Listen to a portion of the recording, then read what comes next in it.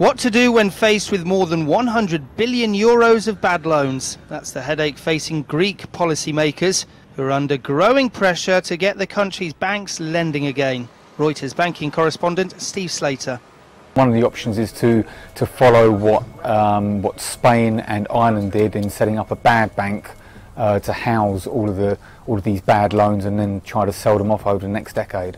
But trying to replicate the model set up in Ireland and Spain is easier said than done. There, state-backed bad banks bought bad loans at knockdown prices, selling them on to investors who could renegotiate terms and claw back as much as possible.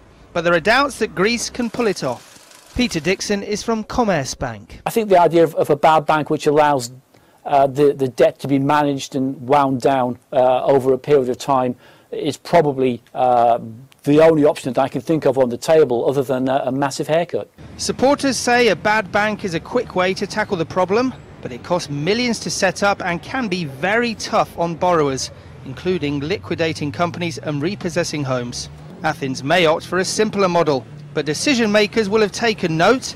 6 years ago, Ireland's bad bank paid 32 billion euros to buy loans, with a face value of 74 billion euros from the country's stricken lenders. It expects to make up to 1 billion euros in profit when it completes the rundown of its assets by the end of the decade.